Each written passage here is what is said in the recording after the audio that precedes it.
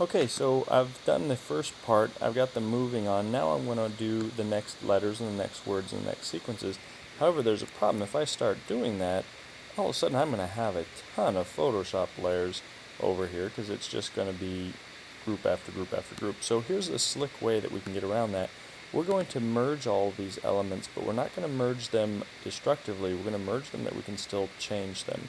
So to do that, I'm going to select the first one, and then by holding Shift, I can click the top one, or I can click on them one at a time while I'm holding Command. I can do it here, or I can do it on this in the Layers panel as well. Wherever you do it, you do need to eventually come over to the Layers panel, and you're going to Control-click on one of the layers names, and then we have the option for Convert to Smart Object. And I don't have that option because this one is locked, so let me unlock it. And now I can convert to Smart Object. What Photoshop then does is really a slick feature, and it basically turns this into its own document. So it's taken all of these and turned them into what's called a Smart Object. You can see the little object there that's inside of my document. Here it looks like it's all smashed into one, but you can see they still keep moving. But let's say all of a sudden I decide, oh shoot, I really want that to be different colors. I want it to be red, white, and blue instead. Well, if I merge regular, I wouldn't be able to do anything. If I want to edit this Smart Object, all I have to do is click on the Smart Object button. And Photoshop will open what's called a PSB file. You can see it up here, Allegiance 1 PSB.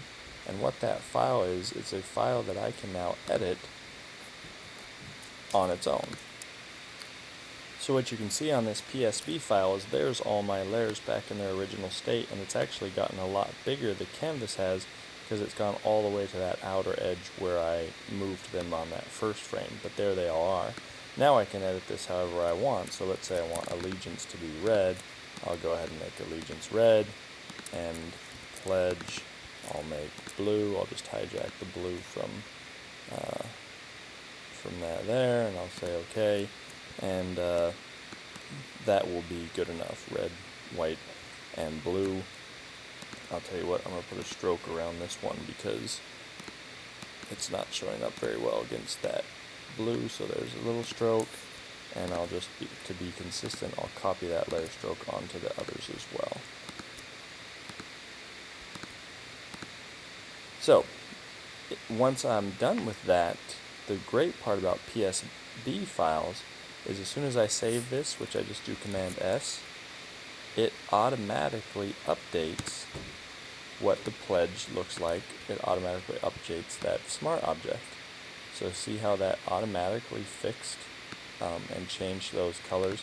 Let me show you again in a little bit different fashion. Let's say I decide, ooh, I just want to take a big hole, and I'm just going to cut a big hole in the middle of the flag. I can just take the eraser, cut a big huge hole, I click save, and voila, now my flag there has a big huge hole in it. Or I can come back here, I'll go undo that, save again, and voila, no more hole. So really slick to do Smart Objects and how you can edit them there.